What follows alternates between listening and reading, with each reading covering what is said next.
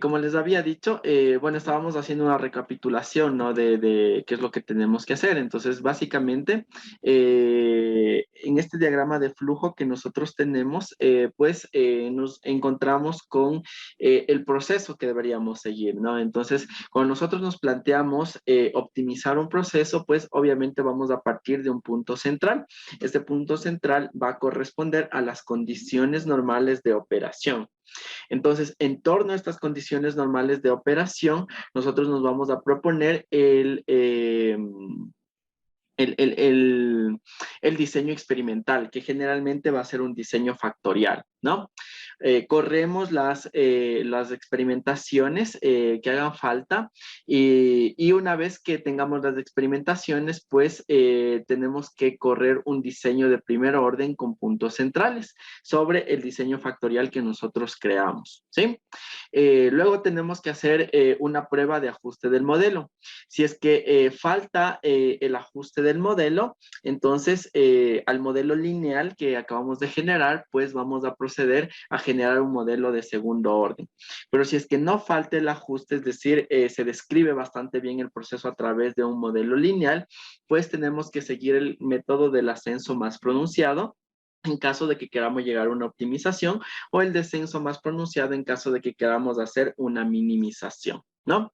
Y obviamente vamos a tener que regresar al paso inicial en el cual nuevamente luego de generar el diseño experimental a través del método de ascenso más pronunciado, volvemos a hacer el análisis con el modelo lineal y en este caso generalmente vamos a tener la falta de ajuste y entonces allí sí vamos a un modelo de segundo orden, ¿no? Una vez que tengamos el modelo de segundo orden, nuevamente vamos a probar la falta de ajuste. Si es que tenemos falta de ajuste, se recomienda transformar los datos o indagar sobre los valores atípicos o los outliers para que no nos generen ruido sobre el modelo que estamos trabajando. Y si no nos genera una falta de ajuste, pues realizamos el análisis canónico, que es básicamente lo que ya conocemos, ¿no? El análisis de la ANOVA, ya podemos hacer, generar las superficies de respuesta, realizar el análisis sobre los valores residuales y realizar el proceso de optimización, ¿no? Entonces, básicamente es el algoritmo que tenemos que seguir.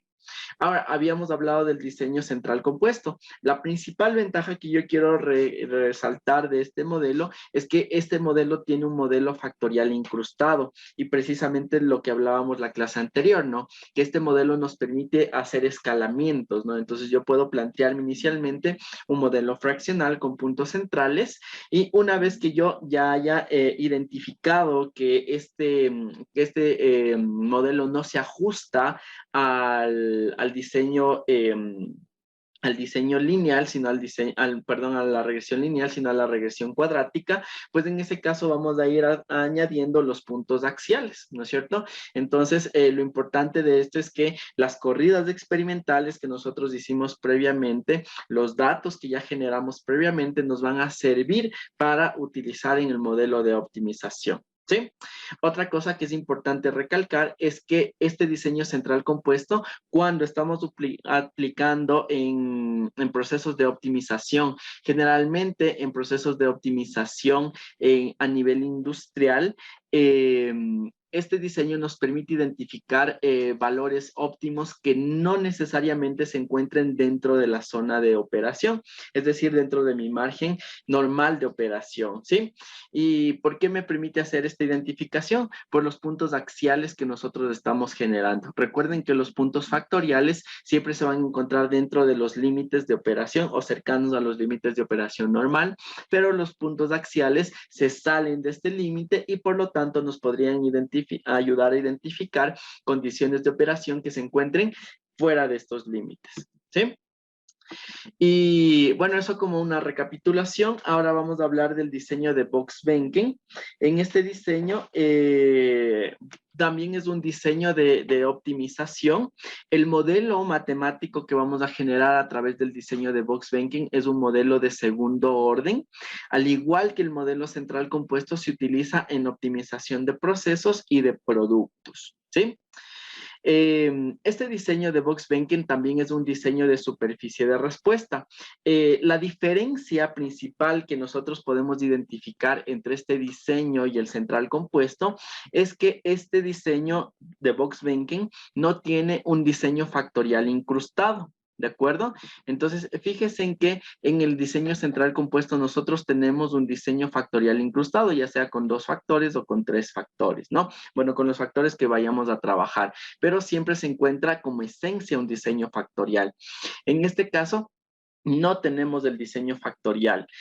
Simplemente nosotros vamos a tener, y de hecho, si es que nos fijamos en este tipo de diseño experimental, podemos fijarnos que no se trata de un diseño que se encuentre en los vértices, ¿no es cierto? Entonces, aquí las puntas que serían los vértices, que serían los niveles máximos y mínimos de nuestros factores, no los vamos a considerar como puntos de diseño, sino que en este caso vamos a considerar las aristas. Entonces son valores que se encuentran intermedios, ¿sí? ¿Qué ventaja nos permite tener este tipo de diseño factorial que digo de Box Banking?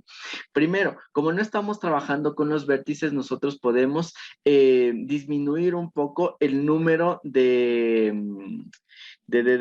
corridas experimentales que vamos a necesitar, y además nos va a permitir identificar o estudiar efectos de la curvatura, ¿de acuerdo?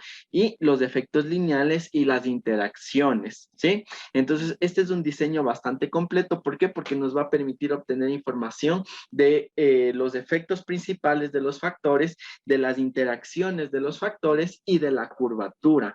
Entonces, son diseños que son bastante importantes, ¿no? En los procesos de optimización. Ahora, ¿cuál es la desventaja que estos diseños tienen frente a los diseños centrales compuestos? Pues precisamente que no tienen el diseño factorial incrustado, ¿no es cierto? Entonces, en ese caso, yo no podría utilizar las experimentaciones previas para generar información dentro del modelo ya de optimización, sino que una vez que haya identificado la zona de la curvatura, en esta zona de la curvatura o en torno a esta zona de la curvatura, pues nos vamos a plantear el diseño de Box Banking, y pues obviamente tendremos que hacer todas las corridas experimentales para generar los datos suficientes para realizar el análisis estadístico, ¿sí? Entonces, esas son las principales diferencias que podríamos encontrar entre un diseño central compuesto y un diseño de Box Banking. Ok, el diseño de Box Banking, si es que nosotros nos fijamos en el diseño central compuesto, aquí nosotros podemos empezar a trabajar desde 2 factores. Obviamente estos factores tienen que ser continuos para que nos generen la superficie de respuesta. En este caso, nosotros necesitamos al menos 3 factores con 2 niveles. Entonces tenemos 1, 2 y 3 factores, ¿no? Entonces siempre necesitamos al menos de estos 3 factores. No podemos generar un diseño de Box Banking con menos de 3 factores, ¿sí? Y obviamente estos factores tienen que ser continuos, porque ya sabemos que la superficie de respuesta se va a generar únicamente con factores continuos, ¿no? Muy bien, como les había comentado, la estimación, este modelo nos va a permitir estimar los coeficientes de regresión tanto de primer como de segundo orden, lo que habíamos dicho, ¿no? Que nos va a permitir identificar las interacciones entre los factores lineales, el efecto de la curvatura y el efecto de los factores, el efecto principal de los factores. Entonces, obviamente, como nos permite identificar esas interacciones, también nos va a permitir generar los coeficientes de regresión correspondientes a estos parámetros del modelo matemático, ¿sí? Ok, como les había dicho, ¿no? Los diseños de Box Banking suelen tener menos puntos de diseños que los centrales compuestos, por lo tanto, obviamente son más económicos, porque vamos a tener que realizar un menor número de corridas experimentales, ¿no? Entonces, al disminuir el número de puntos experimentales que yo tengo, entonces obviamente se disminuyen las corridas experimentales y por lo tanto voy a tener un diseño más económico, con la ventaja de que me va a permitir identificar de igual forma todas las interacciones que me permite identificar el diseño central compuesto. ¿Cuál es la desventaja? Que yo tengo que realizar absolutamente todas las corridas experimentales desde el punto en el cual me estoy planteando el diseño experimental, ¿no? ¿Esto qué quiere decir? Supongamos que por A o B motivo yo no pude identificar la zona de curvatura y de una me planteo un diseño de box banking. En ese caso estaría desperdiciando recursos, ¿no es cierto? ¿Por qué? Porque si me encuentro en la zona de comportamiento lineal, vamos a graficar para que nos quede más claro. Si es que yo me encuentro en la zona de comportamiento lineal, en este punto de aquí, y sobre este punto me planteo un diseño de box banking, obviamente no voy a poder identificar ningún efecto de curvatura, ¿no es cierto? Entonces estaría simplemente generando una pérdida de recursos. Entonces, para plantearnos este tipo de diseños, sí es importante que nosotros nos aseguremos que estemos en la zona de curvatura, porque allí sí se encuentra la zona de optimización, ¿no es cierto?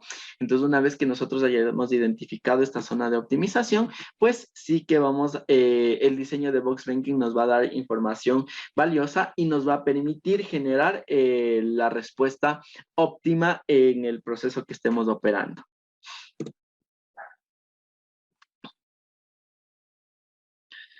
Ok, algo también que tenemos que resaltar es que al ser el diseño de box banking, al no tener un diseño factorial incrustado, estos no van a ser útiles cuando nosotros tengamos que generar o cuando queramos hacer experimentos secuenciales, que es lo que veníamos haciendo, ¿no? Que es lo que vimos en los ejemplos anteriores, que yo me planteaba un diseño fraccionado. A partir de este diseño fraccionado puedo identificar los factores que son más importantes para el proceso. Luego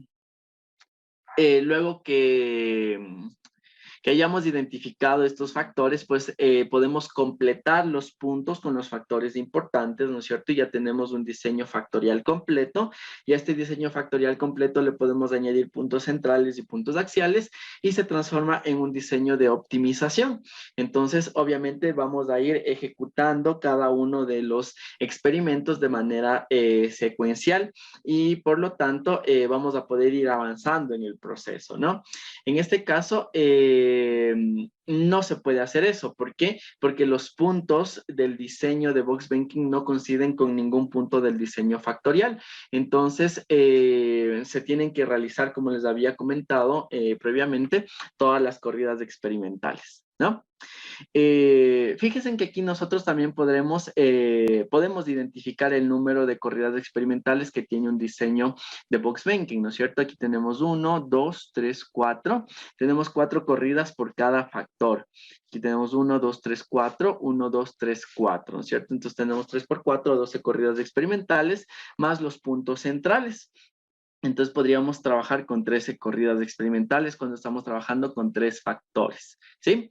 En cambio, si es que nosotros estuviésemos trabajando con un diseño central compuesto, vamos a necesitar 1, 2, 3, 4, por 4, 16, más los puntos centrales y más los 6 puntos axiales. Entonces, fíjense en que sí es importante la diferencia que tenemos con respecto al número de corridas experimentales.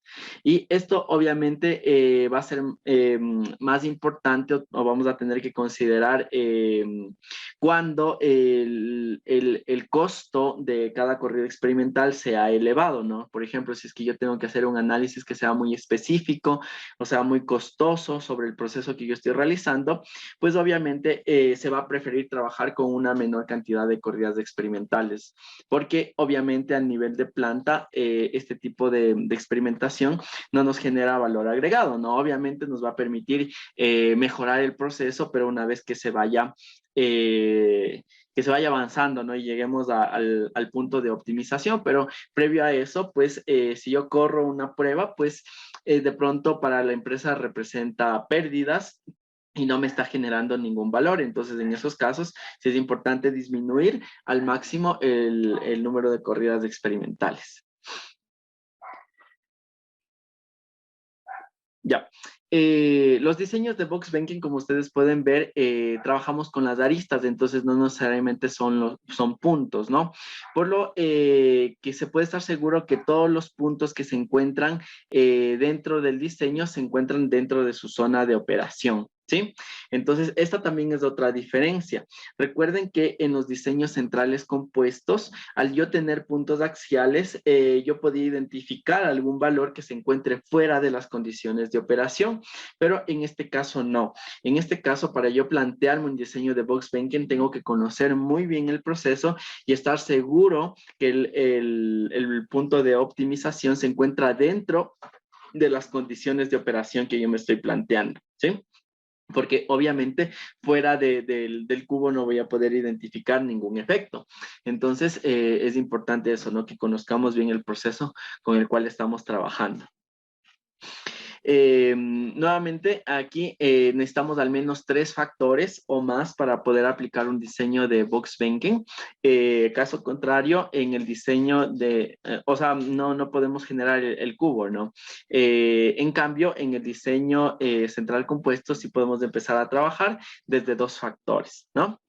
Es un diseño rotable o casi rotable, porque no incluye los puntos en los vértices, ¿no? Sino que en las aristas. Entonces, si es que nosotros le giramos al cubito, ¿no? En diferentes posiciones, pues van a llegar al mismo punto. Entonces, por eso se llama en que es un diseño rotable o casi rotable, ¿no? Si es que nosotros nos fijamos un eje y le giramos completamente el cubo, pues van a llegar a la misma posición. Entonces, a eso nos referimos con los diseños que son rotables. Y eso sería todo en cuanto a la parte de teoría. Ahora vamos a vamos a continuar con algunos ejemplos. Vamos a continuar con algunos ejemplos para seguir haciendo el análisis que hemos venido haciendo en estos días, ¿no? Ya, ya lo hicimos.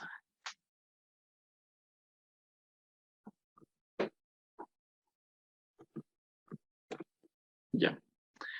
A ver, me dan un minutito nada más para abrir la otra lámina.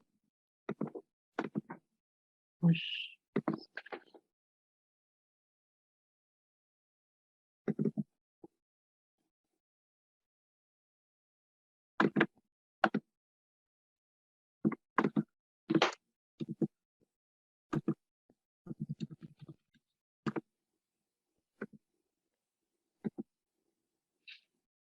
Ya. Entonces, ahora voy a compartirles la pantalla completa, porque vamos a estar pasando de pantalla en pantalla, ¿no? Como lo solemos hacer. Entonces, le voy a compartir la pantalla completa. Ya. Entonces, bueno, ahora vamos a trabajar con el ejemplo número 5, que nos dice, un ingeniero químico recolectó los siguientes datos. La respuesta es el tiempo de filtración, X1 la temperatura y X2 es la presión. Ajustar a un modelo de segundo orden.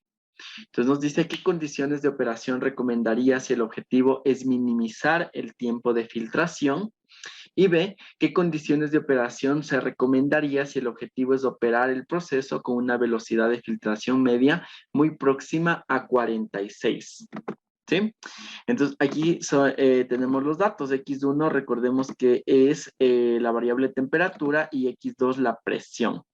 En este caso no nos está dando los valores de temperatura y presión per se. Sin embargo, lo que nosotros tenemos es la codificación, tenemos las variables codificadas, ¿no es cierto? Entonces aquí tenemos -1 para el nivel inferior y 1 para el nivel superior. Obviamente 0 nos van a marcar los puntos centrales, ¿sí? Entonces, si nosotros nos fijamos en la estructura de los datos que nosotros tenemos, pues únicamente observando la codificación que tienen las variables, pues ya podemos deducir que se trata de un diseño central compuesto, ¿no es cierto? ¿Por qué? Porque tenemos un diseño factorial incrustado. Voy a ir dibujando aquí, ¿no? Tenemos un diseño factorial incrustado, entonces tenemos menos, menos, más, y aquí menos, más, ¿no es cierto? Entonces, esta es la combinación del diseño factorial de 2 a la 2, ¿no es cierto? Que nos da 4 corridas experimentales. Luego, en la parte de acá tenemos 5 puntos, 2, 4, 5, que están con las coordenadas 0, 0. Significa que tenemos 5 puntos centrales, ¿no es cierto? Y finalmente, aquí tenemos estos puntos con el menos 1.41, que es el alfa, cuando estamos trabajando con un punto axial en un diseño experimental de 2 factores, ¿no es cierto? Entonces aquí tenemos los puntos axiales para la temperatura y aquí tenemos los puntos axiales para la variable presión, ¿sí? Entonces, obviamente se trata de un diseño central compuesto. Entonces, vamos a trabajar con este diseño. Vamos a crearle en el Minitab directamente. Entonces, voy a abrir el Minitab. Un segundo que se abra.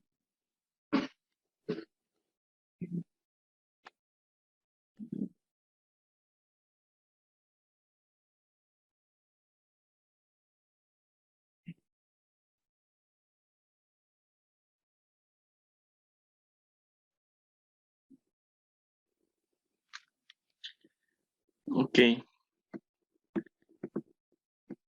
Entonces, bueno, lo primero que tenemos que hacer, obviamente, es crear nuestro diseño factorial. Entonces nos vamos aquí a gráfico, perdón, estadísticas, diseño experimental. Y aquí vamos a crear directamente un diseño de superficie de respuesta, porque ya sabemos que se trata de un diseño de estos, ¿no?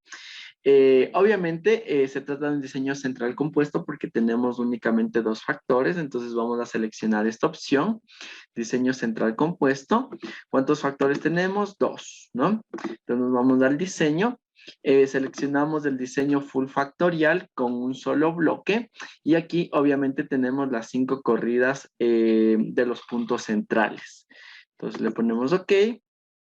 Y vamos a definir nuestros factores. En el primer caso tenemos la temperatura. Ya, que está definido con menos 1 y 1, ¿no es cierto? Y luego tenemos la presión. Y aquí también estamos definiéndolo con menos 1 y 1, ¿no? Entonces le ponemos OK. Opciones, le quitamos la aleatorización y le ponemos OK. Entonces, fíjense en que aquí se nos generó nuestro diseño factorial. Y si es que nosotros nos fijamos, pues es bastante parecido al que tenemos en la tablita, ¿no? Sino que el diseño factorial incrustado está ordenado de otra manera. Entonces, siempre tenemos que fijarnos en eso cuando vayamos a tabular los datos, ¿no? Pero el resto de datos están en el mismo orden, porque tenemos los diseños, perdón, los puntos axiales para la temperatura primero, luego para la presión y luego tenemos los 5 puntos centrales, ¿no? Entonces vamos a ir copiando nuestros datos. Entonces, en este caso, la variable de respuesta es el tiempo de filtración. Entonces, para el menos 1 tenemos 54, imagino que serán minutos. Luego tenemos menos 1, 1, que es 1 menos 1, perdón, que es 32. Luego menos 1, 1, que es 45. Y 1, 1, que es 47. Y luego el resto de los datos, pues vemos que están en orden, ¿no? Entonces ya va a ser más fácil copiarlos. 53, 47, 51, 41, 37, si es que no vi mal, no se he visto mal, 39. No tenemos 44, 42 y 40, ¿sí? Otra cosa que les quiero hacer caer en cuenta es esto de acá, ¿no? En los puntos centrales. Recuerden que se había recomendado que cuando nosotros estemos ejecutando estas corridas experimentales, eh, se recomienda que los puntos centrales no se los aleatorice dentro de todo el proceso, como en un diseño factorial normal, ¿no? Sino que en este caso los puntos centrales se tienen que dividir y correr una parte al inicio, una parte en medio y una parte al final del experimento. ¿Esto para qué? Para que nosotros podamos identificar cuándo se produce alguna anomalía en el fenómeno, ¿no es cierto? Entonces, en el caso de que no se produzca ninguna anomalía, pues no pasa nada, ¿no? Entonces, significa que estamos realizando bien el proceso. Entonces vamos a estadísticas, tenemos diseño de experimentos, superficie de respuesta y analizamos el diseño, ¿no? Entonces aquí el tiempo, la variable de respuesta, perdón, tenemos el tiempo. Y aquí tenemos un modelo full cuadrático. En el modelo full cuadrático se contemplan los efectos principales que tenemos temperatura y presión. Se contemplan los efectos cuadráticos de la temperatura, la curvatura, el efecto cuadrático de la presión y la interacción presión-temperatura, ¿no? Pues le ponemos OK. Aquí no transformamos nada. Y en los gráficos, pues guardamos el gráfico pedimos que nos genere el gráfico de probabilidad normal y luego los gráficos de los residuales. Y de una vez vamos a guardar los residuales, por si acaso. Le vamos a poner OK. Y OK. Esperemos un segundito que se nos genere la respuesta.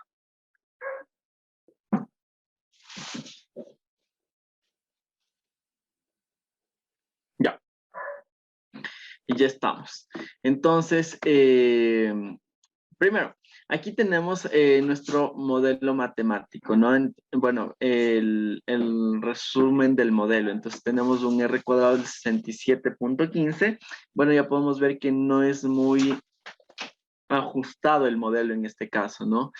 El R cuadrado ajustado de 43.68 y del predicho de 0,0.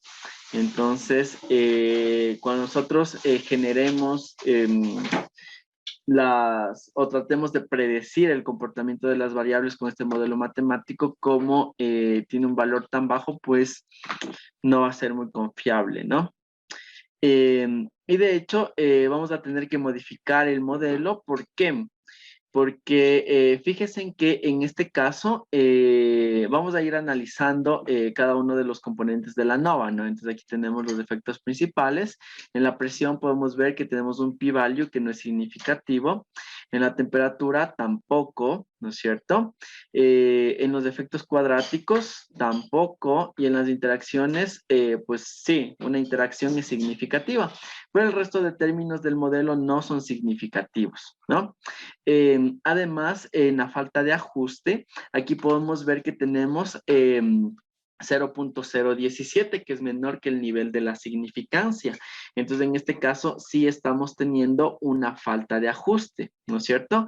Entonces, obviamente, no voy a poder generar la respuesta de optimización con un modelo que tenga falta de ajuste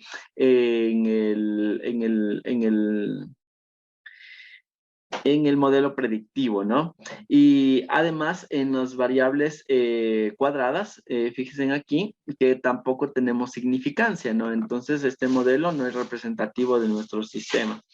Y además que podemos respaldar eso con los R cuadrados que estamos obteniendo, ¿no? Ahora, si es que nosotros nos fijamos en la gráfica de los efectos, pues podemos ver que únicamente el efecto AB es significativo y el resto no es significativo. Es por eso que nuestro modelo no tiene un suficiente ajuste, ¿no? Y aquí tenemos una dispersión un poco anómala de los datos, entonces de pronto la varianza tampoco está comportando muy bien y acá tampoco. Fíjense en cómo está la variabilidad. O sea, tenemos un punto aislado y luego tenemos puntos como que abajo de la varianza y puntos de arriba, de la línea de referencia, perdón. Entonces significa que la varianza como que tampoco está muy ajustada, ¿no? Entonces, este modelo obviamente no nos va a servir. Lo que tenemos que hacer en este caso, si seguimos nuestro algoritmo, es generar una transformación de datos. Entonces vamos a transformar los datos en el Minitab mismo para que nos genere un nuevo modelo, ¿sí? Entonces, vamos a estadísticas, superficie de respuesta, analizar. Y aquí en opciones vamos a transformar, ¿de acuerdo? Entonces, yo voy a elegir esta transformación que es la raíz cuadrada y vamos a ver qué tal nos va con esta raíz cuadrada, ¿de acuerdo? Le ponemos OK, le ponemos OK y se nos genera otro modelo matemático. Entonces, fijémonos que en este caso, nuevamente no tenemos significancia en los componentes cuadráticos y el modelo sigue con falta de ajuste. Entonces, no nos va a ser útil. Entonces, tenemos que seguir trabajando y vamos a generar un nuevo análisis. Perdón. Estadísticas, diseño experimental. Analizar. Ya, entonces vamos a seguir buscando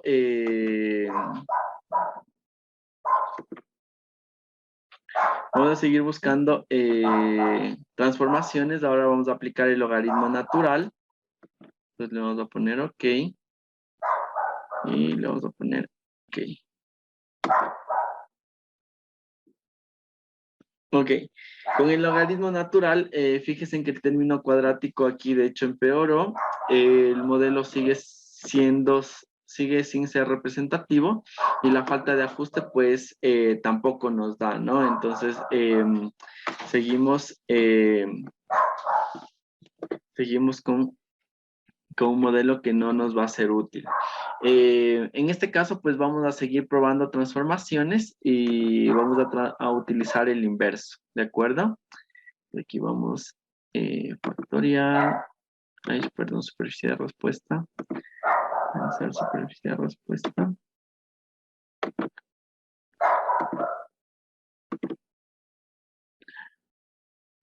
Ya, a ver, primero voy a hacer, no, pero los datos están normales. Fíjense que aquí tenemos una distribución, una dispersión de los datos y podemos ver que tienen un comportamiento normal. Entonces, sí, vamos a poder trabajar con eso. Entonces vamos acá, analizar, opciones, y vamos a poner 1 sobre la variable de respuesta.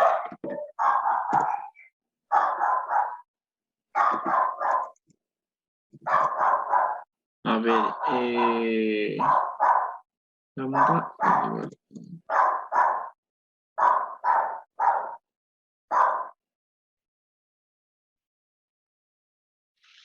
el inverso.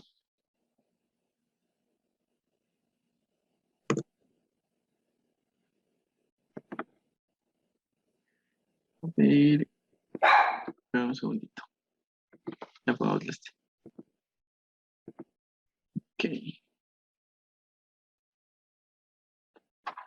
Aquí subió un poquito, pero seguimos con falta de ajuste, ¿no? Y de hecho la falta de ajuste se hizo más pequeñita. Y aquí podemos ver que en esta transformación ya tenemos otro término significativo, ¿no? Entonces vamos a seguir probando transformaciones.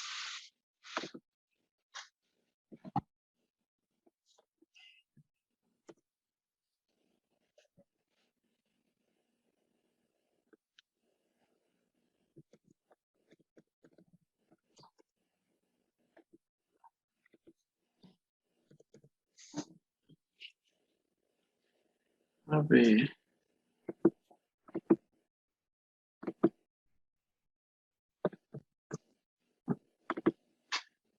Esperen, no recuerdo cómo le tengo que ingresar allí la inversa, entonces le voy a transformar aquí directamente, ¿de acuerdo? Aceptar. Inverso. Le vamos a poner. Entonces nos vamos a calcular, una calculadora, y aquí tenemos tiempo inverso y es igual a 1 sobre el tiempo. Ok. Ya. Y se nos generan los datos, ¿no? Vamos acá, estadística, experimental. Respuesta, analizar. Vamos a analizar el tiempo inverso. Modelo full cuadrático. Y no vamos a almacenar los residuales hasta ver cuál es el resultado del modelo.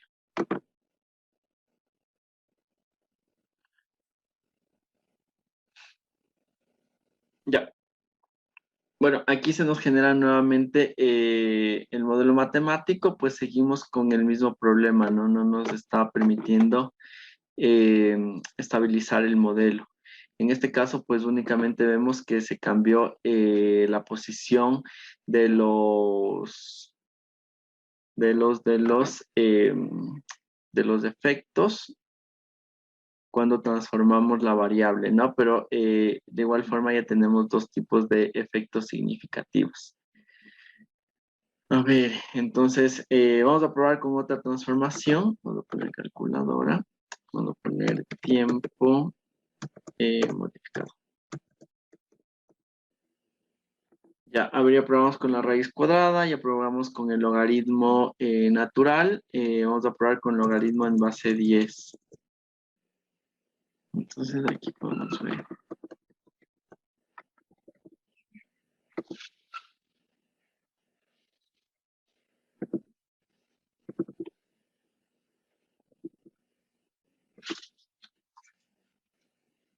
Ya, pues nuevamente analizamos el modelo.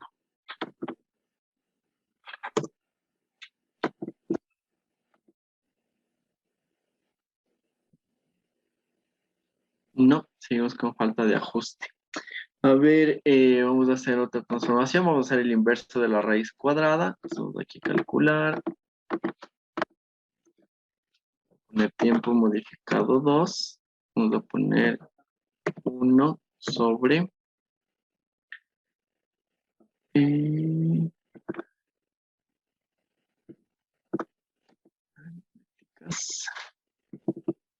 la raíz cuadrada del tiempo. Ahora, estadísticas, diseño.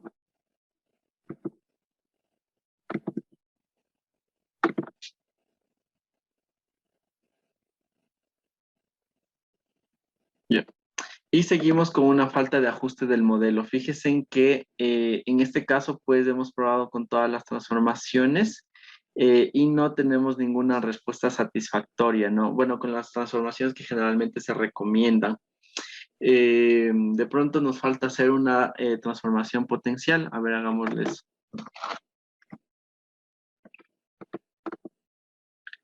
Tiempo 3.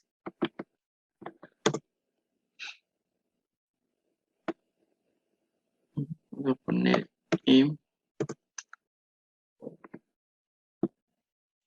exponencial.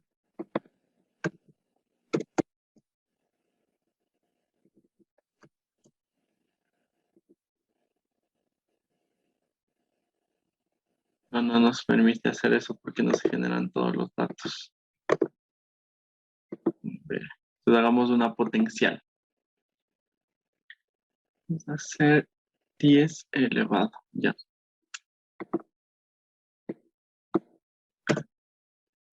Voy a poner una base de 10 y lo vamos a elevar al tiempo. No, tampoco estamos generando.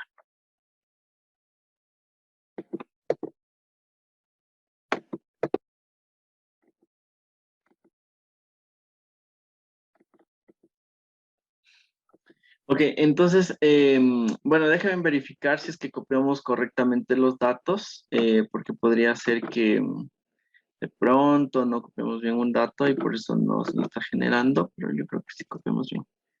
Tenemos menos, menos, 54, menos, más, 45, más, menos, 32, ¿sí? Más, 47, ¿sí? Menos 1.410, 50, 1.410, 53, 47 y 51. Luego tenemos 41, 39, 42, 42, 40. Ya. No, si están bien copiados los datos. Ok. Entonces,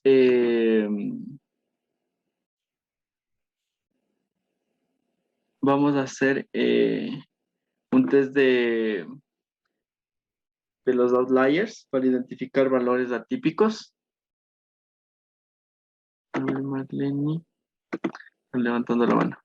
Te escucho, Marlene.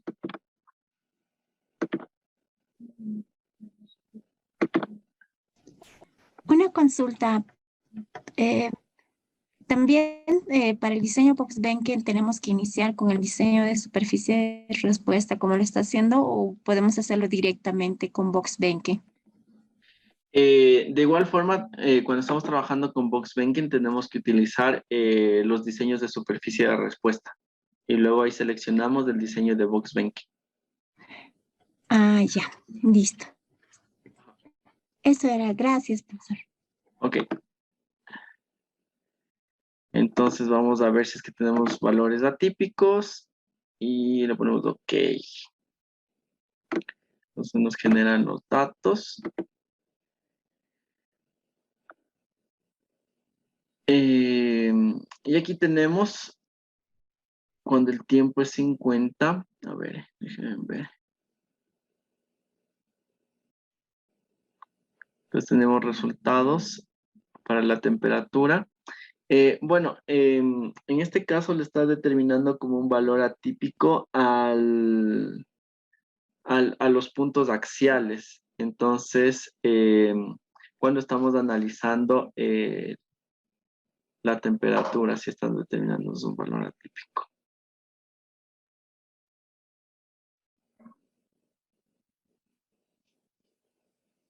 Sí, los puntos axiales los está determinando como valores atípicos y por eso no nos permite avanzar en el modelo, ¿no? Bueno, entonces, lo que tenemos que hacer es probar otras transformaciones, ¿no? Entonces, siempre tenemos que probar transformaciones. ¿Para qué? Para que este R cuadrado suba, se ajuste mejor. En este caso, pues estamos viendo que básicamente no tenemos un modelo cuadrático. Entonces lo que vamos a hacer es, hemos agotado bastantes esfuerzos haciendo transformaciones, ¿no? Entonces lo que vamos a hacer es analizar si es que de pronto el modelo se comporta como un modelo lineal. Entonces vamos a quitar el término cuadrático y le vamos a dejar como un modelo lineal nada más, ¿de acuerdo? Para ver cuál es el resultado que nos da. Le ponemos OK y le ponemos OK. Entonces, en este caso, de igual forma como estamos eliminando algunos parámetros del modelo, pues obviamente disminuye el ajuste y en este caso, pues tampoco se ajusta a un modelo lineal. Entonces, vamos a aplicar otra estrategia, vamos a hacer una regresión para ver si es que a través de una regresión, pues podemos encontrar un modelo que se ajuste mejor. Entonces, como predictores continuos, vamos a tener la temperatura y la presión. Vamos a poner OK.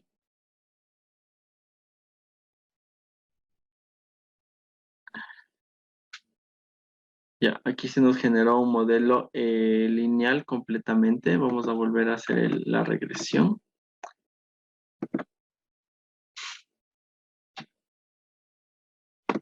Y le vamos a especificar que queremos un modelo cuadrático, ¿no? Vamos a añadir. Y la interacción también. Vamos a añadir. Ok. Ok. Ya. No, nos vuelven a salir los mismos valores. Entonces, en este caso, pues, el modelo que estamos generando no se ajusta ni a un modelo lineal ni a un modelo cuadrático. Esto significa que los datos, pues, no nos van a permitir realizar el proceso de optimización, ¿no? En todo caso, si es que nosotros generamos a través de este modelo que estamos estudiando el proceso de optimización, pues nos va a dar algún resultado. Sin embargo, el resultado que vamos a tener no va a ser muy confiable. ¿Por qué? Porque, como les había dicho, no tenemos un buen ajuste del modelo, ¿no es cierto? Y tenemos evidencia de falta de ajuste precisamente aquí. Entonces, a pesar de que ya transformamos los datos, pues no nos está dando un valor favorable, ¿no? Eh, entonces, vamos a proceder con la optimización. Acá superficie de respuesta. Bueno, vamos a generar la gráfica de contorno.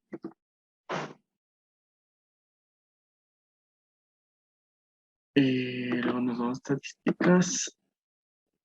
Vamos a generar la superficie de respuesta. Vamos a ver que tenemos curvatura. Sí, en efecto sí se nos genera una curvatura, pero lastimosamente el modelo no es muy bueno prediciendo el comportamiento de la variable. Y finalmente vamos a hacer la optimización, ¿no? Entonces, aquí, ¿qué es lo que queremos optimizar? El tiempo, ¿no? Nos pedía primero que minimicemos el tiempo.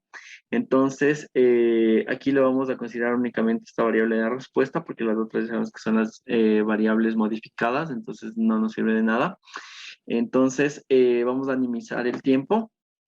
Acá, fíjate que el tiempo mínimo que tenemos según los datos es de 32 y el tiempo máximo es de 54.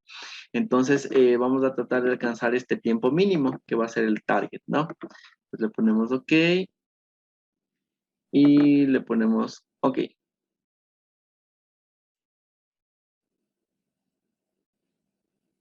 Esperemos un segundito, corre el programa.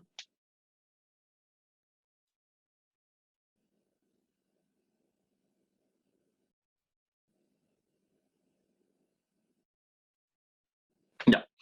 Entonces, fijémonos que aquí nuestro target era llegar hasta 32, ¿no? Pero únicamente vamos a alcanzar 39 minutos para el tiempo de filtración. ¿En qué condiciones? En el punto de la temperatura de 1.12 y la presión menos 1.38, ¿no? Entonces, fíjense en que nos está dando valores fuera del rango. Entonces, probablemente eso es lo que esté pasando, que este diseño central compuesto no nos está dando un buen ajuste del modelo. ¿Por qué?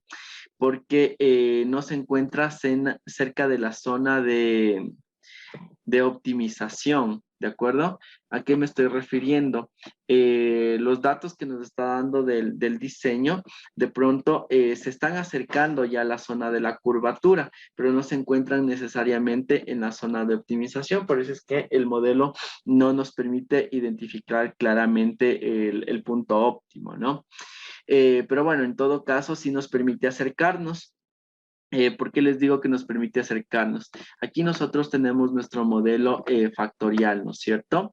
Y ya sabemos las codificaciones. Tenemos 1, 1, tenemos 1, menos 1, tenemos menos 1, menos 1, tenemos un menos 1, 1 y acá tenemos 1, 1, ¿no? Entonces, aquí tenemos nuestro punto central y por acá afuera tenemos nuestros puntos axiales, ¿no es cierto? Nuestros puntos axiales son de 1.41 y los puntos que nos está identificando, fíjense, para la temperatura es de 1.12 y de la presión de menos 1.38. Eso significa que está identificando puntos fuera de las condiciones normales de operación, es decir, puntos axiales a las condiciones de operación. ¿sí? Entonces, es por ello que obviamente a través de este diseño no se puede llegar hasta el valor óptimo, porque lo deseable es que el valor óptimo se encuentre dentro de estas condiciones, ¿no es cierto? Y no en los valores fuera de los límites de operación. Pero como les había dicho, la ventaja de estos diseños centrales compuestos es que precisamente nos permiten identificar este tipo de casos, ¿no? En los cuales las condiciones óptimas se encuentran fuera de las condiciones de operación. Entonces, lo que tendríamos que hacer es ajustar un modelo un poquito más hacia fuera de estas condiciones. Ok, y en el segundo caso, pues, fíjate, Percy, que en este caso, pues, el objetivo es minimizar, ¿no? Entonces, estamos llegando hasta el valor mínimo en cada una de las variables, que son la presión y la temperatura. Como en el modelo matemático, la presión y la temperatura tienen relación directa con el tiempo, entonces obviamente van a disminuir los valores de estos factores también, ¿no? Y ahora vamos a hacer la segunda parte del ejercicio que nos pedía que realicemos la optimización cuando se desea un valor específico, ¿no? Entonces, en este caso nos dice si el objetivo del proceso es la velocidad de filtración más rápida próxima a 46. Entonces, en este caso vamos a optimizar el proceso, pero vamos a fijarnos un target. Y en este target va a ser el valor de 46. Entonces le ponemos OK. Y ahí tengo la respuesta, ¿no? En este caso, pues fijémonos primero que nuestra respuesta alcanza un mayor componente de deseabilidad, ¿no es cierto? Porque en el primer caso queríamos minimizar, obtener el tiempo más chiquitito, que era 32, y el tiempo que se alcanzó fue de 39 minutos. Y ahora, como el tiempo es de 46 y se alcanza el tiempo de 46, entonces la deseabilidad es del 100%, ¿no? ¿Cuáles son las condiciones de operación que nos recomienda? La temperatura 1.06 y la presión 0.19. Entonces podemos ver que son valores completamente diferentes de operación, ¿no? Dependiendo de lo que nosotros queramos obtener, de cuál sea nuestro objetivo, si minimizar o obtener un valor preciso, un valor deseado.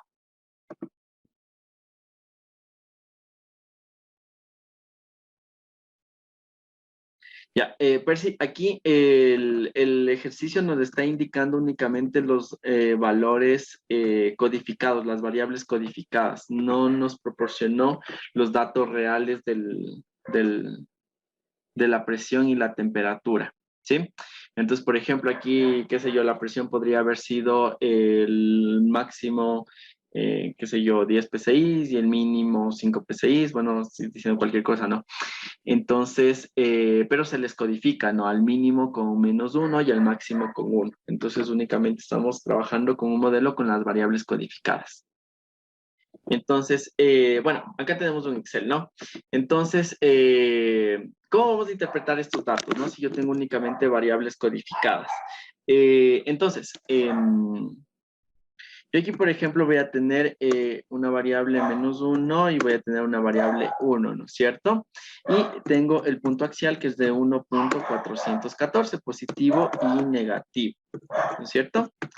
Entonces, yo sé que cada uno de estos valores corresponde a a un valor de la variable, ¿de acuerdo? Entonces, por ejemplo, pongamos por cualquier valor a la temperatura. Entonces, digamos que, por ejemplo, vamos a trabajar con un nivel bajo de temperatura de 20 y un nivel alto de temperatura de 40. ¿De acuerdo? Entonces, obviamente, el punto axial se va a encontrar en un factor que se encuentra dentro de este rango. ¿De acuerdo? Entonces, vamos a tomar el mínimo, vamos a tomar la diferencia y le vamos a multiplicar por el factor que nosotros, perdón, por el factor que nosotros tenemos, que es de 1.40. Ya. Entonces, para el punto axial, vamos a tener que se trata de 28.8 grados. Entonces, el nivel inferior sería de 20 grados, el nivel superior sería de 40 grados. El punto axial sería de 28.8 grados y el punto axial inferior, obviamente, pues le vamos a restar de 0 y eso, ¿no? Entonces nos va a dar alrededor de unos 15 grados más o menos, ¿sí? Entonces, esa misma sería la interpretación, ¿no? Por ejemplo, si yo tengo un valor de 17 de la variable codificada. Entonces, yo tendría que realizar simplemente la transformación de la variable codificada con la variable real. O sea, establecer cuál sería la relación. Y simplemente pues con eso ya podría saber cuál va a ser la temperatura de operación que yo tengo que utilizar. ¿De acuerdo? Entonces, no tenemos ningún inconveniente con la interpretación de los resultados. Simplemente cuando nosotros ya conozcamos nuestro proceso, pues obviamente sabemos que tenemos que transformar esta variable codificada, el valor que nos dé, en el valor de la variable natural, ¿sí? Como lo acabamos de hacer acá.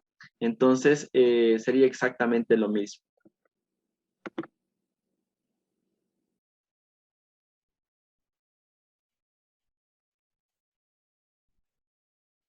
Ya, 4 más 40 sobre 2 sería el punto cero. Sí, el 30 sería el punto central. Claro, porque siempre tiene que estar entre los dos, ¿no? Entonces el 30, la diferencia sería el punto central. Entonces nuestro punto axial, si aquí cometí un error, tendría que ser la diferencia entre el punto central y el mayor, ¿no? Entonces, vamos a volverle a calcular. Gracias, Percy.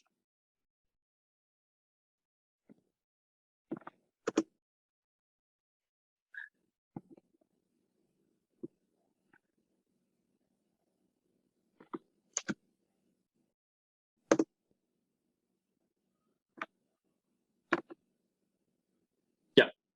Sí, gracias, Percy. Entonces, en este caso, nuestra variable, nuestro punto axial sería de 44.14 grados, ¿no? ¿Por qué? Porque tenemos que, simplemente multiplicamos por el factor que nosotros tenemos la diferencia y a ese le sumamos del punto central, ¿sí? Porque obviamente todos, tanto los puntos factoriales como los puntos axiales están en referencia al punto central, ¿sí? Eso no lo había considerado antes. Muchas gracias, Percy, por haberme hecho caer en cuenta eso, ¿no? Pero eso, ¿no? Simplemente es una transformación de variables. Entonces, simplemente tenemos que transformar de la variable codificada a la variable real y con eso ya sabemos cuál, a la variable natural, perdón, y con eso ya sabríamos el valor de la variable natural que tenemos que utilizar en nuestra optimización, ¿sí? De igual forma, como ustedes ya saben, cuando nosotros estemos trabajando en el Minitab y en el diseño experimental en sí, pues nosotros aquí podemos ingresar los niveles de nuestras variables reales. Entonces, como en este caso, obviamente yo no conocía, no conozco los niveles de las variables reales, entonces me van generando estos valores por defecto, ¿no? Pero si yo conociese los valores de los niveles de las variables reales, pues ya no tendríamos ningún inconveniente y la regresión pues la aplicaríamos directamente. En este caso, no, entonces tenemos que transformar la variable codificada a la variable natural. Y eso sería, ¿sí? Que están aplicando precisamente el diseño de Box-Banking para obtener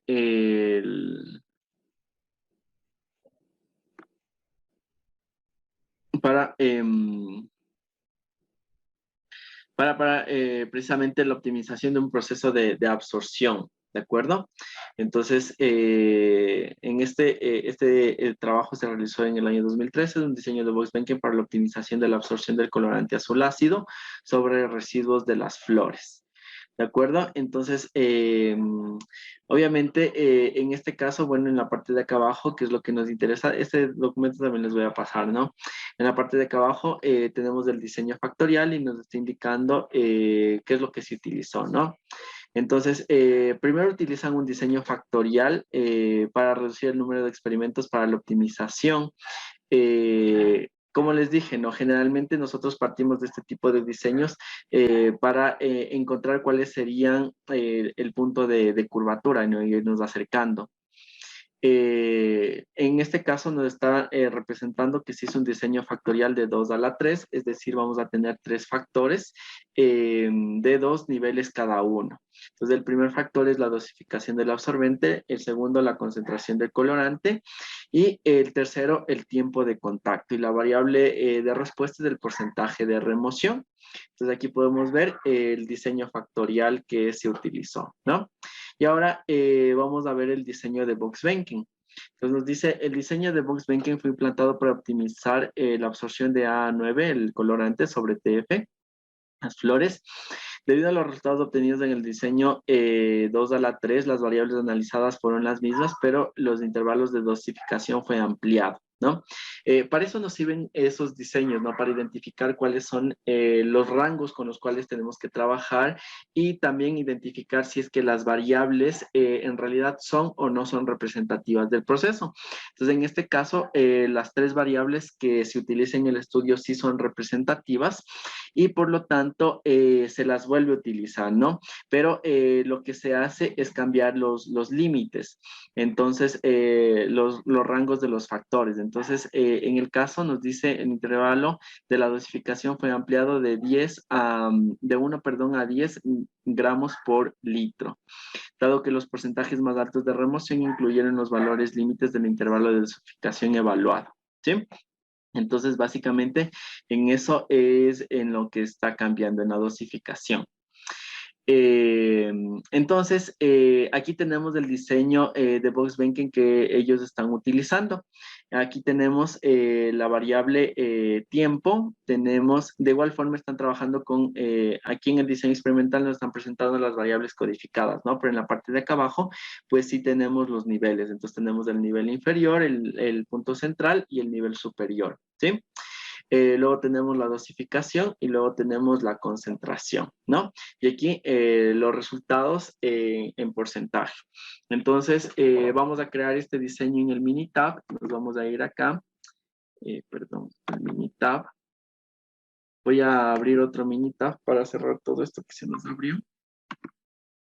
O sea, con la transformación de las variables que hicimos y voy a abrir otro entorno completo del Minitab, ¿no? Para empezar desde cero y evitar que tengamos cualquier tipo de confusión.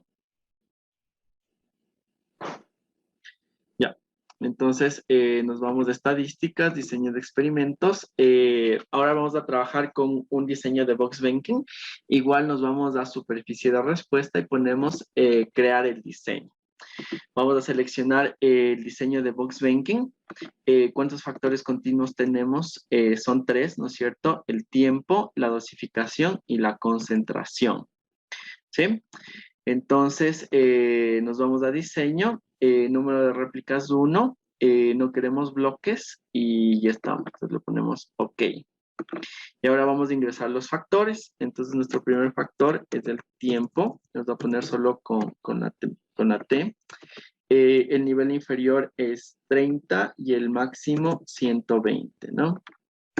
30 y 120. Luego tenemos la dosificación. En este caso tenemos de 1 y tenemos de 10 mililitros, gramos por litro, ¿no? Y luego tenemos la concentración en miligramos por litro de 5 hasta 15. Pues le ponemos OK. En opciones no le vamos a aleatorizar y le ponemos OK. Entonces nos genera nuestro diseño experimental.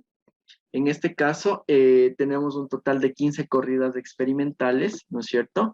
En las que se consideran, obviamente, todos los niveles que habíamos indicado, ¿no? Ahora, fíjense en que automáticamente el Minitab nos genera los puntos centrales que están codificados que están representados por los mismos valores, ¿no? Entonces aquí tenemos los puntos centrales 75, 5.5 y 10 y son los que nos generó el Minitab, ¿no? Y pues ahora vamos a ingresar los datos de acuerdo a lo que nosotros tenemos. Entonces aquí primero tenemos un punto central, tenemos 0, 0, 0. Eso correspondería al punto que sería coordenadas 75, 5.5 y 10, ¿no? Entonces nos vamos a 75, 5, 5 y 10. Bueno, de hecho aquí tenemos dos puntos centrales. Tres puntos centrales. A ver, y aquí tenemos uno solo. 2, 3, 4, 5, 6, 7, 8, 9, 10, 11, 12, 13. 1, 2, 3, 4, 5, 6, 7, 8, 9, 10, 11, 12 y 13. Ya. Aquí tenemos, aquí se nos generaron 15 puntos por defecto porque se nos están generando 3 puntos centrales, pero en el experimento tenemos un solo punto central, entonces le vamos a borrar a los otros adicionales, ¿de acuerdo? Y vamos a trabajar únicamente con ese punto central. Y nuestro valor es 91.90. Uy. 91.97. Ya. Luego tenemos menos 0 y menos. Entonces, menos es 30, 0 y menos, a ver, menos para la concentración es 5. Sí, entonces estamos aquí, ¿no? Entonces, el valor inferior, que sería 30 para la temperatura, inferior para la concentración y el central para la dosificación. Entonces sería este que tenemos acá, ¿no? Entonces tenemos 89.35, 89.35. Luego tenemos menos 0 y más, que es este tercer valor que tenemos acá, 86.61. Aquí tenemos menos 0 y más, 86.61. Ahí estoy creando otra variable. 86.61, 89. Le vamos a eliminar. Ya. Ahora tenemos más 0 y más. Aquí tenemos más 0 y más, que sería este valor de aquí, que nos da 92.09. 92.09. El siguiente que tenemos es menos, menos, y el central en este caso es 0, ¿no? Entonces tenemos menos, menos, y el central, que sería el 10, ¿sí? Y se nos da 41.17. Luego tenemos más 0 y menos. Tenemos más 0 tiene que ser 5 y menos tiene que ser el 5 también. Entonces es este valor de aquí, ¿no? 91.36. Luego tenemos 0, menos y más. 0 tenemos 75, menos 1 y más el 15. ¿Sí? Entonces 40.42. Tenemos menos, más 0, menos 30, más tiene que ser 10 y 0 tiene que ser 10 igual. Entonces 91.96. Luego tenemos más y 0. Tenemos más y 0, que es este punto de aquí, 92.14. Luego tenemos 0, menos, menos. Aquí tenemos 0, tiene que ser 30. A ver, 0.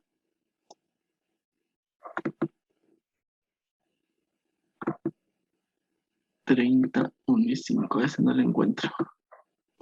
A ver, voy a pasarme ese. Luego tenemos 0, más y menos. 0, perdón, estaba viendo mal. 0,75 menos menos.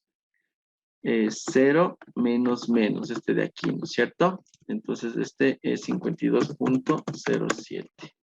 Luego tenemos 0 más menos. Aquí es 0 más menos. Y tenemos 92.46. Luego tenemos 0 más más. Aquí tenemos 0 más más, que es 94.14.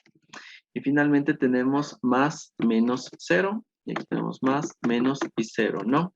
Que nos da 54.80. Listo.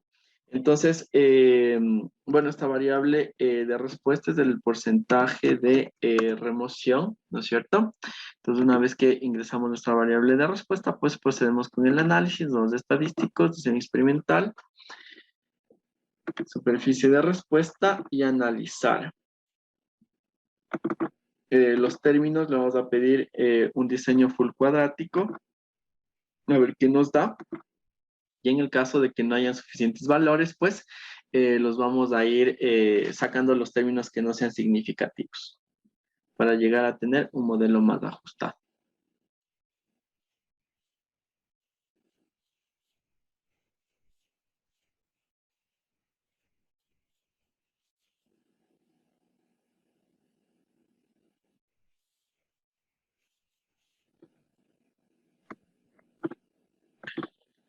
Ya.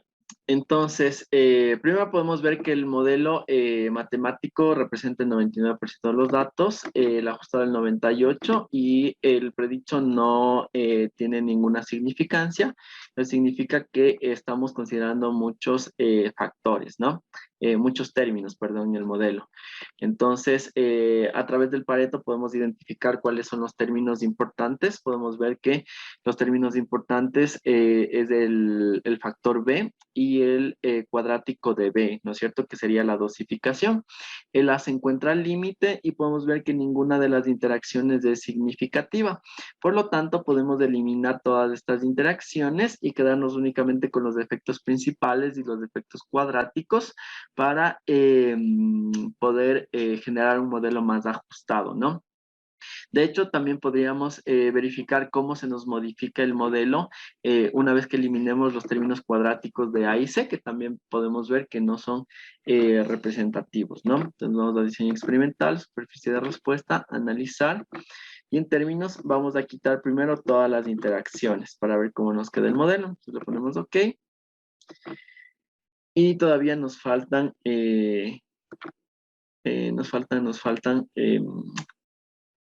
puntos de referencia, ¿no? Porque no podemos generar el modelo de optimización.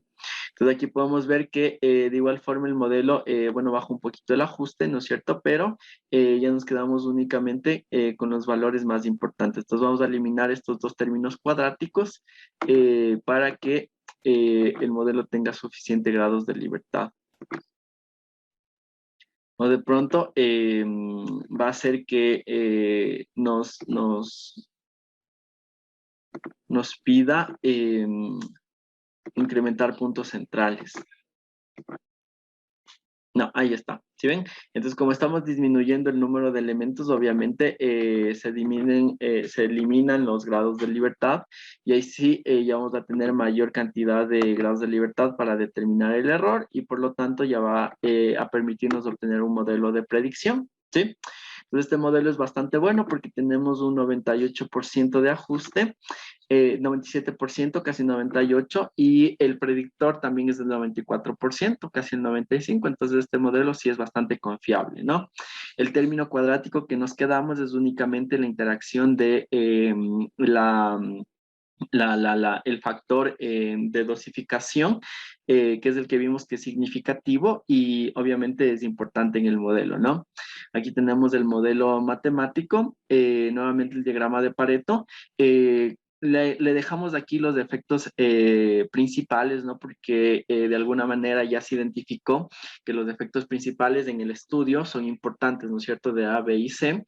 Y únicamente el término cuadrático de B es el que nos va a importar analizar, ¿sí? Entonces, a partir de esto, pues ya podemos ir generando todos los diagramas y herramientas que nos van a permitir identificar, hacer un mejor análisis, ¿no? Entonces, bueno, aquí tenemos el diagrama de contornos. Pueden fijarse que tenemos un diagrama de contornos que tienen líneas prácticamente rectas. Esto significa que el elemento cuadrático no es tan influyente en el modelo, ¿no? Y de hecho, como vimos, uno solo de los elementos, uno solo de los factores cuadráticos es importante. Es por eso que se nos está representando este tipo de gráfica. Ahora vamos a generar la superficie de respuesta.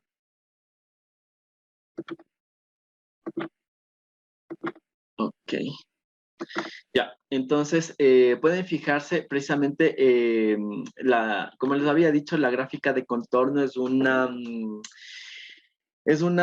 impresión, básicamente, ¿no? Un reflejo de la superficie de respuesta en forma plana. Entonces podemos ver que en realidad sí existe la curvatura sobre el elemento D, pero en el tiempo ya sabemos que no es importante la curvatura y por lo tanto tenemos esta forma de lámina doblada, ¿no es cierto? Entonces significa que obviamente el máximo rendimiento lo vamos a encontrar en la zona de acá arriba, que va a ser básicamente indistinta del tiempo. Entonces el tiempo ya vimos también que no es significativo, es por eso que nos da este tipo de gráfica, ¿no? Entonces vamos a generar otra superficie de respuesta, pero ahora vamos a cambiar, en lugar del tiempo, vamos a poner la concentración para ver igual cómo varía, ¿no? Y podemos ver que es una gráfica bastante parecida. En este caso, de igual forma, la curva se representa únicamente en el eje de la dosificación y en la concentración, pues podemos ver que no es importante la curvatura, ¿no? Entonces, nuevamente, la superficie de respuesta es como una lámina doblada. Una vez hecho esto, vamos a analizar voy a volver a correr el modelo para que en este caso sí pedirle la gráfica de los residuales. Y con esta gráfica de los residuales, pues verificar que el análisis que estamos haciendo sea válido. Como ya vimos, obviamente aquí en los efectos, únicamente el efecto B, que es la dosificación, es significativo, y el cuadrático de este efecto, ¿no? Lo mismo que nos dice el diagrama de Pareto. Y aquí podemos ver que sí existe una distribución normal de los datos. La homoscedasticidad es un poquito rara, así que vamos a correr el estadístico del EBN. Y aquí tenemos la independencia de datos, ¿no? No tienen ningún tipo de interrelación, entonces por lo tanto se puede decir que se cumple con la independencia. Vamos, ay, no almacené los residuales. Voy a correr otra vez, disculpen que esté así. No almacené los residuales, entonces no puedo hacer el análisis, ¿no? Entonces vamos a almacenar los residuales para hacer el análisis del estadístico del EBN.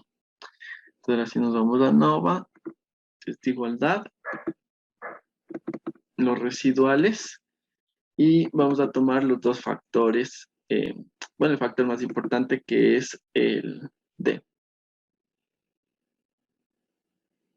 Ya, y fíjense, aquí tenemos un pequeño, una pequeña controversia. Fíjense que voy a poner todos los datos, a ver, antes de eso. Sí, ya vamos a comparar. Sí, vamos comparando con los datos de los resultados. A ver.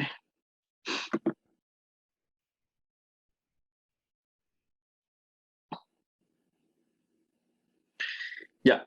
En este caso, pues, primero está generando un ANOVA únicamente. Este es del factorial, no, ese no nos interesa. Ajuste factorial, es tampoco.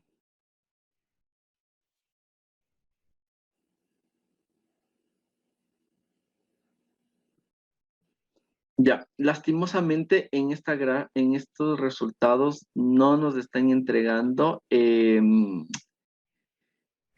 el- el modelo de optimización, los datos de optimización. Pero, sin embargo, fíjense en que en este caso sí tenemos el porcentaje perdón, la gráfica de superficie de respuesta de dosificación en función del tiempo. Y podemos ver que obviamente los datos corresponden a, o sea, la gráfica corresponde a lo que generamos, ¿no? La dosificación en función del tiempo, pues tenemos una superficie de respuesta como una lámina, que es la que tenemos acá, ¿no? Entonces es muy similar. Entonces significa que estamos haciendo el análisis de forma correcta, ¿no? Eh, Ahora, los análisis que están haciendo, una cosa que podemos hacer para comprobar de igual forma los resultados es generar el R ajustado, porque aquí tenemos el porcentaje de remoción de nuestro, de la variable de la variable natural. En este caso, este es el R que va a generar el modelo matemático. Entonces, podemos pedirle que nos almacene esos datos y pues compararlos, ¿no? Con los que nos está indicando en el artículo. Entonces, para eso, nuevamente vamos a correr el modelo, poner superficie de respuesta, analizar, y en almacenar vamos a guardar los valores predichos, ¿sí? Entonces vamos a poner aquí los fits también y le vamos a quitar los residuales.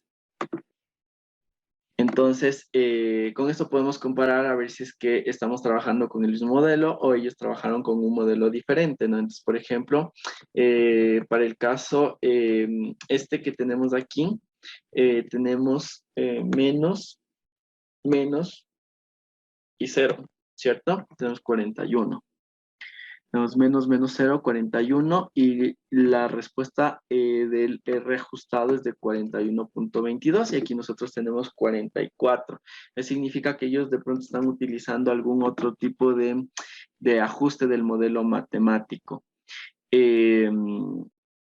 Sin embargo, esto no es crítico, ¿no? No es crítico porque nosotros estamos trabajando con un ajuste del 96%, me parece que es, déjame ver. Estamos trabajando con un ajuste del 96, 97% casi. Sí, 98% casi, entonces el modelo es bastante representativo de los datos. Y el predictor, pues, va a tener alrededor de un 5% de error o de desviación respecto a las variables naturales, entonces tampoco es que es crítico, ¿no? Y comparando con la superficie de respuesta que ellos están obteniendo, pues básicamente estamos obteniendo la misma superficie de respuesta, entonces el modelo que estamos trabajando es adecuado, ¿no? Otra cosa que tenemos que fijarnos es en los términos del modelo, ¿no? Por ejemplo, aquí ya vimos que la parte cuadrática es apropiada, entonces el modelo es representativo, ¿no? O sea, el factor cuadrático que nosotros seleccionamos es el importante y por eso es que estamos llegando a una conclusión parecida. Bueno, entonces estaba en el test de igualdad de varianzas, ¿no? Entonces aquí vamos a incluir todos los factores. Vamos a poner, ok, no nos corre con todos. Entonces vamos a volverla a hacer con otro de los factores. A ver, pues déjale solo con el tiempo.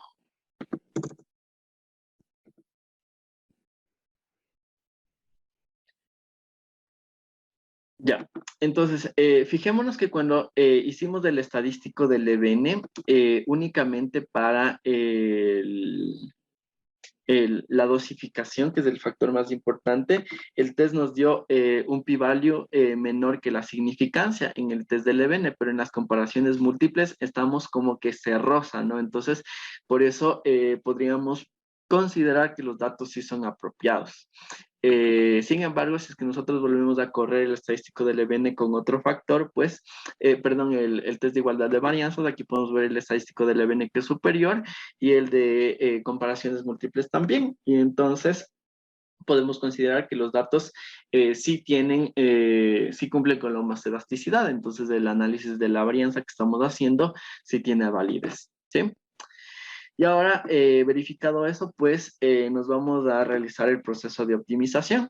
Entonces, aquí obviamente lo deseable es incrementar el porcentaje de remoción, ¿no es cierto? Entonces le vamos a poner maximizar.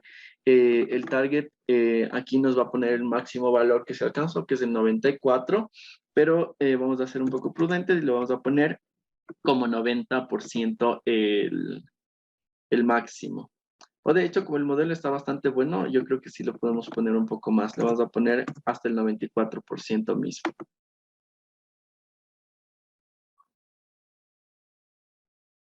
Ya, el valor del target es el que nosotros queremos alcanzar. Entonces, generalmente en este podemos tomar como referencia el valor máximo que se obtuvo en las observaciones. Y de hecho, eso es lo que te hace el Minitab por defecto. Entonces, como el valor máximo que nosotros teníamos en el rendimiento era de 94 punto alguito, 94.14, déjame ver los datos.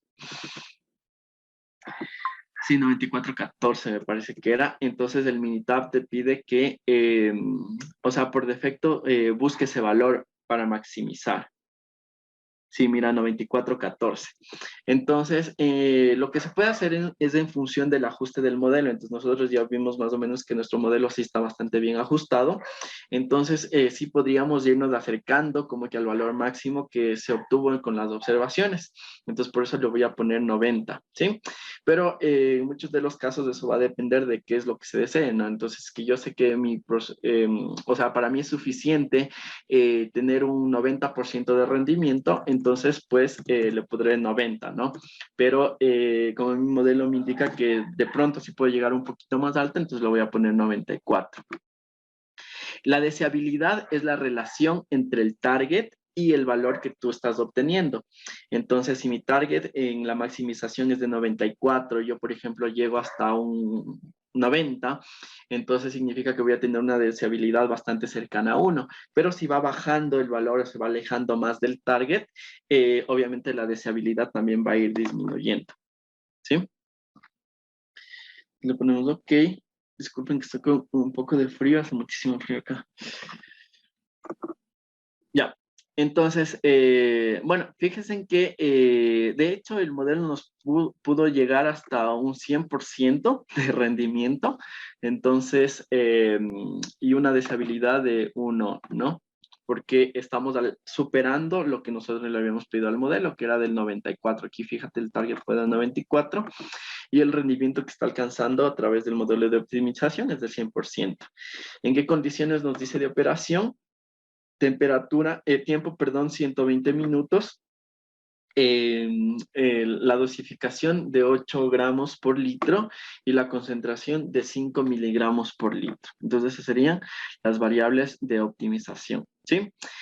Obviamente ya sabemos que el tiempo y la concentración, bueno, no son muy significativos y de hecho tenían un comportamiento únicamente lineal, por eso es que estamos viendo que tienen este comportamiento, ¿no? Y el elemento cuadrático que nosotros teníamos correspondía precisamente al la dosificación. Es por eso que en este caso sí alcanzamos un punto máximo de dosificación, ¿sí? Entonces, con esto llegaríamos a la optimización de los datos. Podemos verificar e igual contrastar un poquito con el estudio que ellos están haciendo. Vemos que los resultados están describiendo los resultados óptimos. El análisis del diseño de Box-Banking.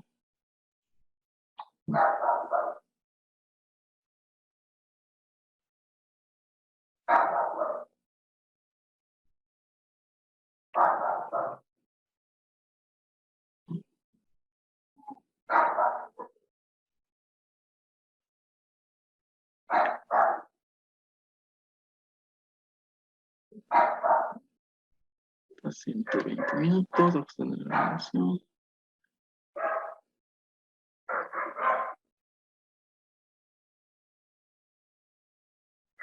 Ya, aquí nos dice la remoción de ese ajuste con la ecuación arrojada por el diseño. Utilizando este modelo se puede alcanzar una remoción máxima del 98.5% bajo las condiciones analizadas con un tiempo de 104 minutos, dosificación de 7.8 y una concentración de 11.65. ¿Sí? Entonces, aquí podemos ver que, por ejemplo, el tiempo y la dosificación están muy parecidos a los valores que nosotros alcanzamos. tenemos tiempo de 120 y la concentración de 8. Sin embargo, perdón, la dosificación, sin embargo, la concentración sí varía, porque aquí nos dice que es de 11,67 y nosotros tenemos de 5. ¿Por qué se produce esta variación? Porque ellos están utilizando un modelo matemático diferente. En este modelo se están generando absolutamente todos los efectos, ¿no? Están considerando todos los efectos. En cambio, nosotros no consideramos todos los efectos. ¿Por qué? Porque no teníamos efectos, identificamos que no todos los efectos son significativos y por lo tanto, obviamente, fuimos eliminando los efectos significativos.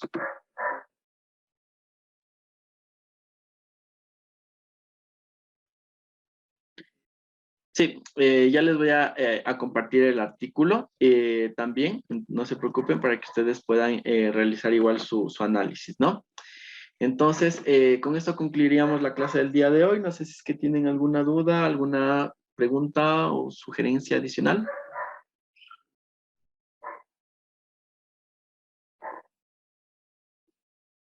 Dame un minuto, Percy, y te permito hablar. Ya está, puedes hablar, Percy. Ya, gracias, profesor. En el ejercicio veíamos, profesor, por ejemplo, que los factores que había considerado en el artículo no son significativos. Y eso suele ocurrir siempre por ejemplo, en procesos reales, procesos industriales, por decir, usted quiere mejorar el rendimiento de algún proceso y selecciona por equivocación factores que cuando lo analizan no son significativos, ¿no? Y, y como que,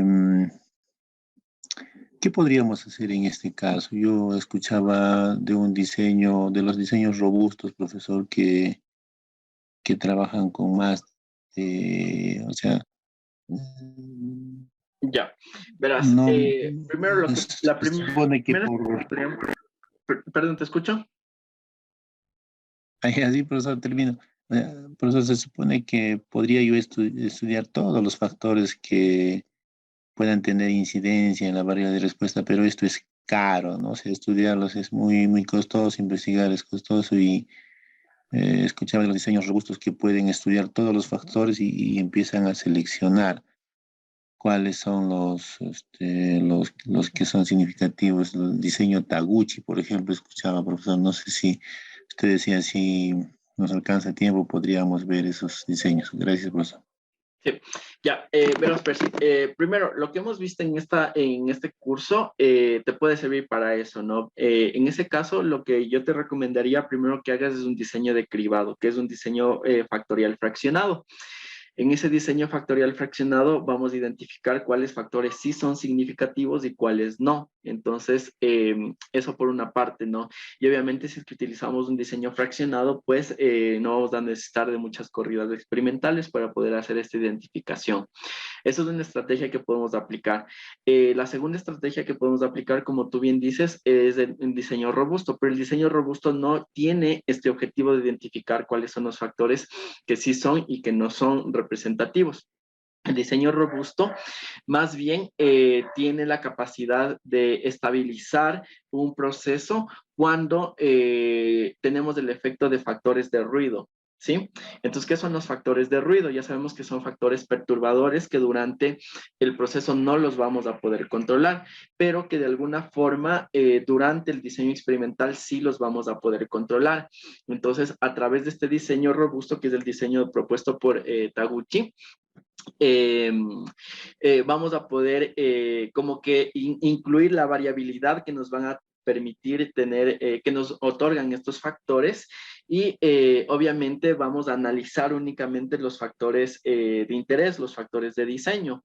Entonces vamos a poder obtener una respuesta, una combinación de los factores de diseño que no sea tan sensible a las variaciones de los factores de ruido. ¿Sí? Por decir una cosa, por ponerte un ejemplo, estos diseños, por ejemplo, se utilizan mucho en la elaboración de cubiertas, de pinturas. ¿Por qué? porque nosotros sabemos que una pintura en el exterior puede ser afectada ya sea por la radiación, por la humedad y bueno, por varios factores ambientales, climáticos, ¿no es cierto? Pero obviamente durante el proceso productivo yo no puedo asegurar, es decir, mi producto, yo no puedo asegurar que va a ir únicamente a ciertas condiciones ambientales, sino que va a estar expuesta a cualquier variación. Entonces, ¿qué es lo que se hace? Como yo no puedo considerar como un factor de diseño ni la temperatura, ni la radiación, ni la humedad que tiene el ambiente, entonces yo a esos les puedo considerar como factores de ruido en la resistencia que va a tener mi pintura. Entonces, estos factores de ruido los voy a controlar dentro del laboratorio y voy a utilizarlos con niveles altos y bajos, obviamente. ¿Para qué? Para que el diseño que yo estoy generando me permita obtener la composición de la pintura que no me otorgue una variabilidad importante en función del el cambio en los niveles de los factores de ruido. ¿Sí?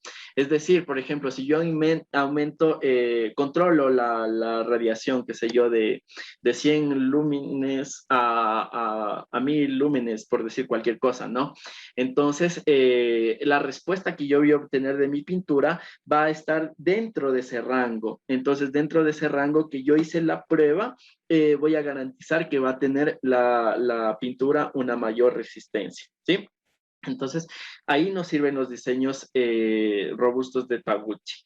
Cuando nosotros queremos eliminar la variabilidad de factores externos en nuestro proceso, ¿sí? Pero cuando nosotros queremos identificar cuáles son los factores más importantes para un diseño, pues lo más recomendable es primero realizar un diseño de cribado. ¿Sí?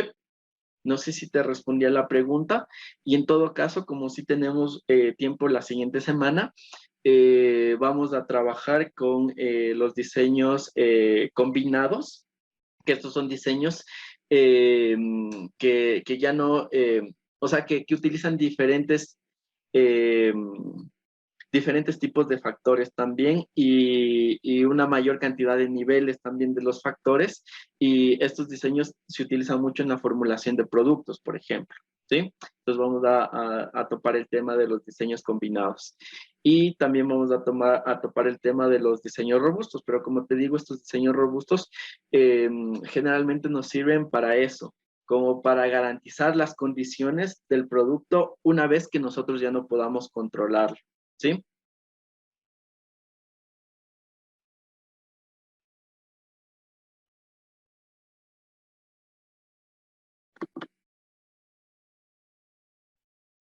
Ok, listo. Entonces, les agradezco muchísimo por el tiempo. Ya ahorita mismo les paso el Excel que me solicitó Marlene al chat y también el artículo para que ustedes lo tengan disponible y lo puedan analizar, ¿no?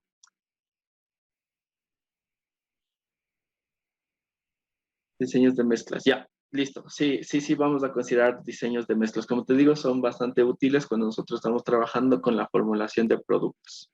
Ok, listo, entonces nos quedamos hasta allí. Les agradezco muchísimo por su participación y que tengan un excelente fin de semana. Hasta luego.